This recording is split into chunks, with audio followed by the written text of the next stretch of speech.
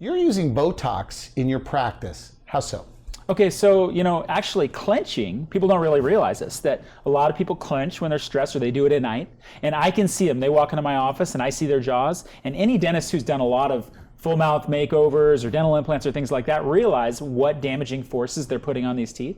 So we'll look at them and they may have little knots in their lower jaw, or maybe they have sensitive teeth on the side, and they think these are because they're brushing too hard. Well, it's not. It's because they're clenching. And a clencher can easily be putting 3-4 times the amount of force to their teeth that a non-clencher does. So they're doing this while they're asleep oftentimes? They're doing it, yeah, a lot of people don't even know they're doing it, but I see the evidence.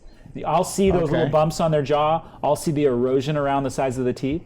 I'll see the wear, the teeth are cracking, maybe they're breaking teeth. And I'm going, did you know you have a clenching problem? And a lot of people don't even know they're doing it.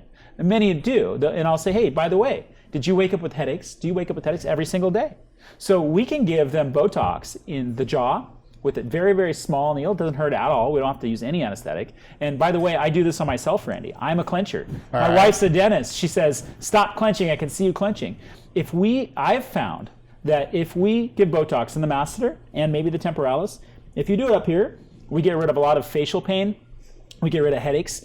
Almost every one of my patients, without fail, even if they never complained about headaches, they say, you know what, they come in, they go, I woke up and I didn't have a headache today. I didn't even know I was having headaches until I had this done. But the great thing about Botox is it can literally reprogram. It's a subconscious habit, Clenching and grinding is a subconscious habit. If we actually just weaken the muscles a little bit because they're overbuilt, all of a sudden they stop clenching.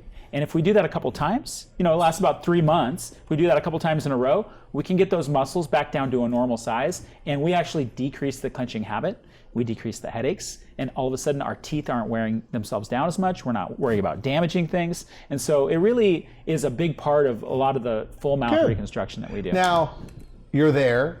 You're fixing their clenching problem. Absolutely. And they say, but I've got wrinkles in my forehead and my crow's feet. Are you doing a little bit of cosmetic stuff too? Yeah, I would say about half of what we do is cosmetic by the time people come in. I do a lot of clenching. It's a big part of my practice. I'm a huge believer in what Botox can do for that kind of thing. But absolutely, we do facial aesthetics. Almost all of my employees take me up on it. They come in and they get facial aesthetics done, so we get to do that. And it's a nice benefit. The facial aesthetics thing is the same as the jaw.